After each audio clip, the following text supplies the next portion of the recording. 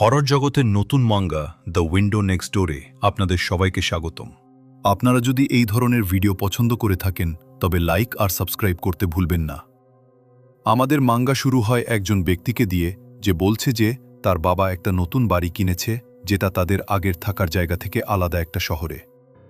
সে আর তার মা বাড়ির কম দাম দেখে বেশ অবাক হয়েছিল, আর যে কোনো সাধারণ মানুষের মতোই তারা সাথে সাথেই ভাবতে শুরু করল যে এত কম দামের পেছনে নিশ্চয়ই কোনো রহস্য আছে, হয়তো বাড়িটা অভিশপ্ত বা ভুতুড়ে। এটা আবিষ্কার করতে তাদের আর কতক্ষণ সময় লাগবে।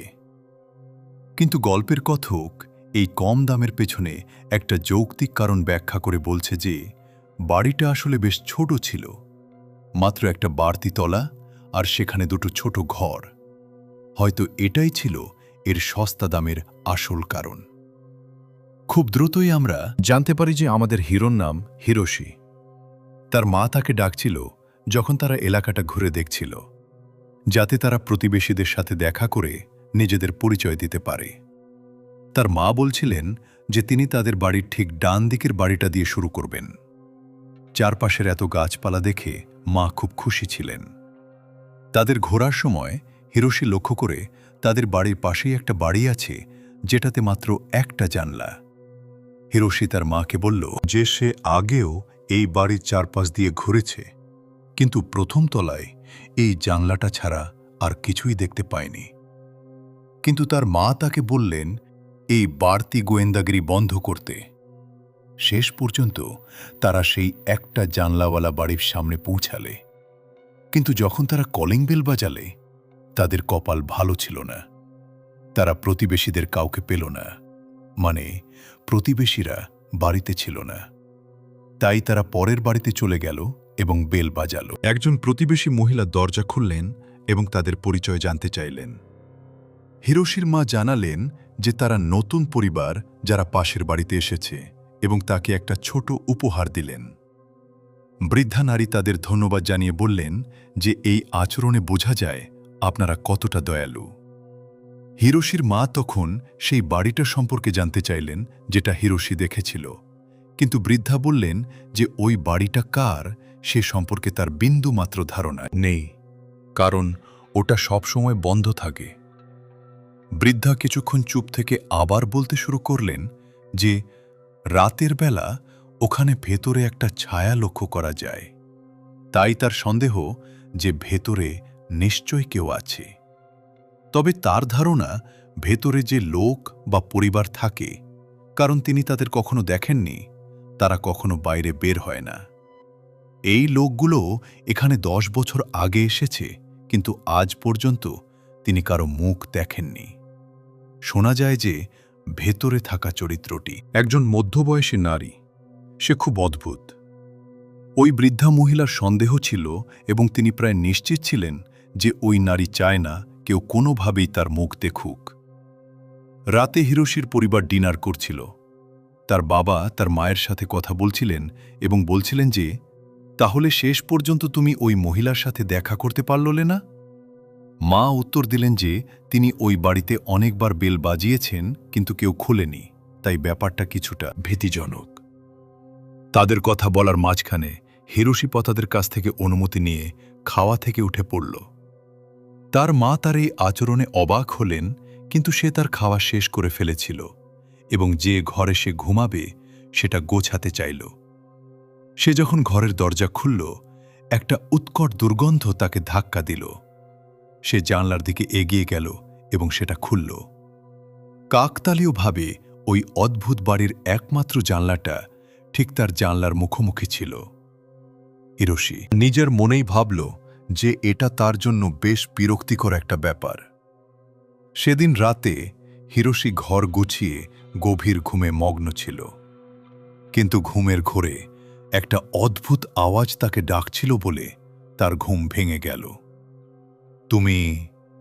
হিরোশি বিছা থেকে উঠে বসল। কে তাকে ডাকছে এবং বলছে, ওহে যুবক, ওহে ছোট যুবক, আমি আশা করি তুমি শান্তিতে আছো। সে উঠে তার জানলার দিকে তাকালো। আওয়াজটা ওপাশ থেকেই আসছিল।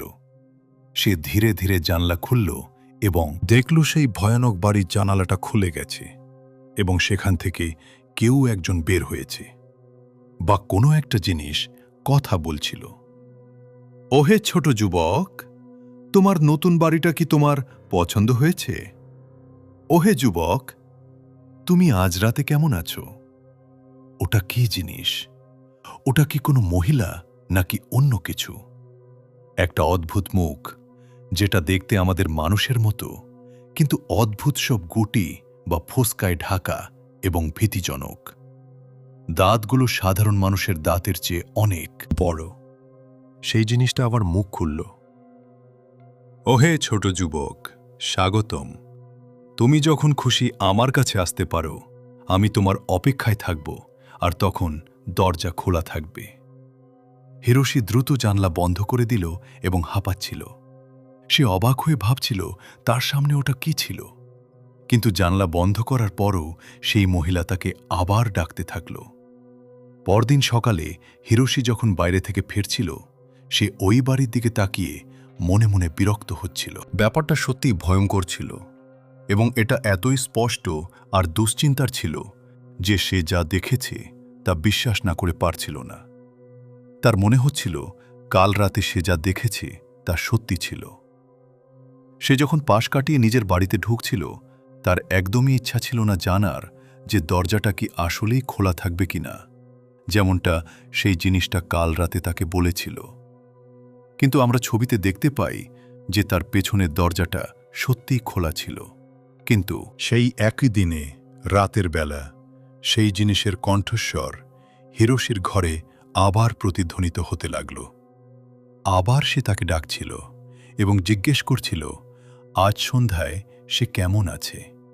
কিন্তু এবার সে একটা অদ্ভুত আবদার করল, তুমি কি ঘুমিয়ে আছো? আমাকে শুধু তোমার মুখটা দেখতে দাও। আমি আজ চায়ের কাপ নিয়ে তোমার জন্য অপেক্ষা করছিলাম। তুমি কেন এলে না? হিরোশি ঘাবড়ে গেল।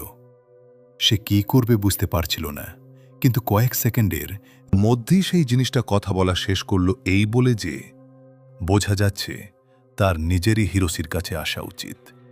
এক অদ্ভুত হাসি দিয়ে সে বলল যে সে এখন পথেই আছে। হিরোশি দ্রুত বিছানা থেকে আতঙ্কে উঠে জানলার দিকে দৌড়ে গেল, এটা দেখার জন্য যে সেই মহিলা সত্যিই একটা লম্বা ধাতব পাইপ বাড়িয়ে দিচ্ছে, যাতে সেটা তার জানালা আর হিরোশির জানালার মধ্যে একটা সংযোগ তৈরি করে।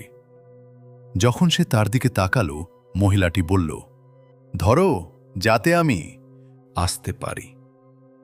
হিরোশি সর্বশক্তি দিয়ে সেই ধাতব পাইপটিতে আঘাত করল, যাতে সেটা নিচে রাস্তায় পড়ে যায়, এবং দ্রুত জানালা বন্ধ করে লক করে দিল। সে দৌড়ে নিচের তলায় গিয়ে তার বাবা মায়ের ঘরে ঢুকল এবং তাদের জাগিয়ে তুলল। হিরোশি আতঙ্কে সেই অদ্ভুত মহিলা সম্পর্কে বলতে লাগল যে তাদের উল্টো দিকের বাড়িতে আছে এবং যার জানালা দিয়ে সহজেই হিরোশির ঘরে নজর রাখা যায়। সে আরও বলল যে সে তার ঘরে ঢোকার চেষ্টা করছিল, সে জানাল যে সে আর ওই ঘরে থাকতে পারবে না। তারা তার সাথে উপরে গেল এবং জানলা দিয়ে দেখতে লাগল, কিন্তু কিছুই নেই। সেখানে কিচ্ছুই নেই। নেই, সেই মহিলা সেখানে নেই। এমনকি সেই ধাতব পাইপটাও নেই, যেটা সম্পর্কে হিরোশি বলেছিল যে সে ওটা ফেলে দিয়েছে। তারা যখন নিচে গলিটায় দেখল, যেটা দুই বাড়ির মাঝখানে, সেখানে কিছুই পেল না। হিরোশি পাগলের মতো বলতে লাগল যে নিশ্চয়ই সেই মহিলা বাইরে এসে ওটা তুলে নিয়ে আবার বাড়িতে ঢুকে গেছে। তা সত্ত্বেও আমি বলছি সে একটা পাগল মহিলা। কিন্তু তার বাবা তার দিকে তাকিয়ে বললেন, হিরোশি, ওটা নিশ্চয়ই কোনো স্বপ্ন ছিল বাবা। হিরোশি খুব সততার সাথে বলল যে এসবই সত্যি ছিল। মা মাঝখান থেকে কথা বলে উঠলেন এবং বাবাকে বললেন যে হিরোশি যা বলছে তা যদি সত্যি হয়, তবে আমাদের পুলিশের সাথে যোগাযোগ করা উচিত। আর আমি তো তোমাকে বলেছি যে এই বাড়িটা নিয়ে কিছু ভয়ঙ্কর গুজব আছে। বাবা বিদ্রূপ করে বললেন, তুমিও কি তাকে তাল দিচ্ছ? তুমিও কি এসব বিশ্বাস করছ? পরের দৃশ্যে আমরা দেখি হিরোশি বলছে যে শেষ পর্যন্ত তার বাবা মা সাময়িকভাবে ওই ঘরে ঘুমানোর সিদ্ধান্ত নিলেন এবং তারপর থেকে সেই মহিলাকে আর দেখা যায়নি। একদিন সকালে বাবা আগের মতোই বললেন যে ওটা নিশ্চয়ই স্বপ্ন ছিল, কিন্তু হিরোশি বলছিল যে না, ওটা স্বপ্ন ছিল না।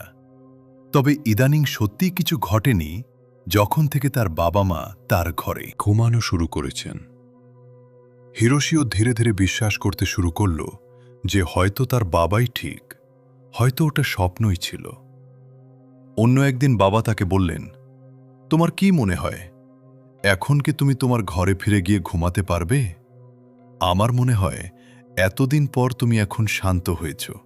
তাছাড়া ঘরটা খুব ভালো আর তোমার পড়াশোনার জন্য উপযুক্ত, কারণ নিচের তলায় রাস্তার শব্দ পাওয়া যায়। হিরোশি রাজি হল তার ঘরে ফিরে যেতে। হিরোশি ঘরে ফিরে গেল এবং জানালা খোলা রেখে জানালার দিকে তাকিয়ে নিজেকেই বলতে লাগল যে নিশ্চয়ই তুমি আর এই জায়গা থেকে বের হবে না। হিরোশি আবার সেই কণ্ঠস্বর শুনে আতকে উঠল, কিন্তু কণ্ঠস্বর শুনে আতকে উঠল। ওহে ছোট যুবক, তুমি কোথায় ছিলে? অনেকদিন দেখা হয়নি। হিরোশি কোনো উত্তর দিল না এবং তার মুখে বিরক্তির ছাপ ফুটে উঠল। ওহে ছোট যুবক, তুমি কেন আমাকে উত্তর দিচ্ছ না? তুমি কি ঘুমিয়ে আছো? আমাকে শুধু তোমার মুখটা দেখতে দাও। হিরোশি চুপ করে রইল এবং কোনো উত্তর দিল না। উত্তর দিতে চাও না? তাহলে আমি নিজেই আসছি। আমরা দেখতে পাই সে সত্যি জানলার দিকে এক ভয়ঙ্করভাবে এগিয়ে আসছে। সে সত্যি তার কাছে পৌঁছাতে পারবে। সে বলছে যে সে জানলা পর্যন্ত পৌঁছালেই যেন হিরোশি তার জন্য ওটা খুলে দেয়। হিরোশি শুনতে পাচ্ছিল সে অনেক কসরত করছে আর বলছে যে জানলাটা এখনো একটু দূরে, কিন্তু সে পৌঁছাতে পারবে। হিরোশি যেন শুধু অপেক্ষা করে। হিরোশি বিছানা থেকে উঠে দাঁড়াল এবং ভাবল যে তার কণ্ঠস্বর সত্যি জানালার খুব কাছে চলে এসেছে, যা তাকে প্রচণ্ড বিরক্ত করছিল। সে ভাবল আবার তার বাবা মাকে জানাবে, কিন্তু এটা স্পষ্ট ছিল যে তারা এলে সে আবার অদৃশ্য হয়ে যাবে। তাই হিরোশি ভাবল যে সে যখনই জানালার কাছে পৌঁছাবে সে তার ওই বিরক্তিকর মুখে একটা চড় মারবে, যাতে তার থেকে মুক্তি পাওয়া যায়। আর সে যখন জানালা থেকে পড়ে যাবে তখন সবাই তাকে বিশ্বাস করবে। কিন্তু প্রিয় শ্রোতা, হিরোশি জানালা খুলে তাকে আঘাত করার বা কোনো পদক্ষেপ নেওয়ার মতো সাহসী ছিল না। ভোর হয়ে আসছিল, জানালায় এখনও কেউ টোকা দেয়নি, কিন্তু এটা নিশ্চিত ছিল যে সেই জিনিসটা হিরোশির ঘরে ঢুকতে চায়। আর তার প্রমাণ হল সেই জানালার আকৃতি, যেটা ওই বিল্ডিং থেকে বেরিয়ে এসেছিল, তৈরি হয়েছিল এক অদ্ভুত প্রাণীর রূপ, যা সেই ভয়ঙ্কর বাড়ির দেয়ালে লেপ্টে আছে। বোঝাই যাচ্ছে যে পরবর্তী রাতই হতে যাচ্ছে হিরোশির শেষ রাত। আমাদের মাঙ্গা এখানে কোনো বাস্তব পরিণতি ছাড়াই শেষ হচ্ছে, কিন্তু এটা আমাদের মনে এক অদ্ভুত আর ভয়ঙ্কর চিন্তার জগৎ ছেড়ে যাচ্ছে যে পরের রাতে ঠিক কী হতে পারে।